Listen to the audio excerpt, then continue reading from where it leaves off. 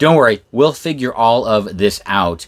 Apparently, people are disappointed at the Supreme Court for handing the Trump administration a loss, even though it's not really a loss, just a delay in the distribution of that $2 billion in funds to USAID. What they did was they sent the order back to the lower court for clarification and apparently to establish a more reasonable timeline for distributing the funds. And another thing that people are forgetting to mention, I'm sure, is that this is technically, supposedly, allegedly, for services already rendered. Okay, here's the thing. I do not have any bit of sympathy for these NGOs. Not one bit. So if they actually don't ever get paid for these services rendered, yeah, I'm not going to cry about it. They'll be fine. Nobody is going to starve. Nobody is going to go homeless. Given what we already know, yeah, they can definitely do without the money. But, should the courts ultimately rule that the services rendered have to be paid for, you know what? It's still a win.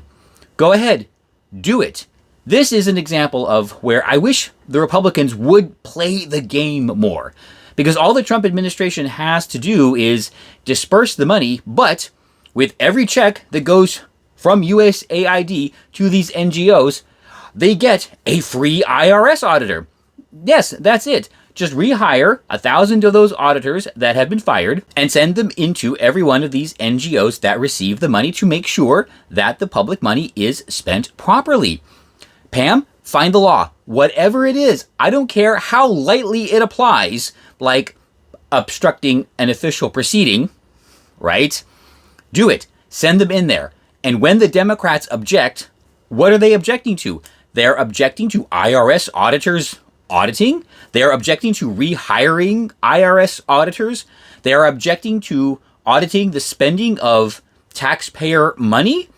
Is that what we're going to force them into objecting to? Yes. Yes, that is 100% the plan. Set up the Democrats by getting them to object to something that everybody will agree with. And bonus, I know a lot of people are going to be upset that I'm saying go ahead and spend the $2 billion. But at this point, $2 billion for a PR win like this? Fine.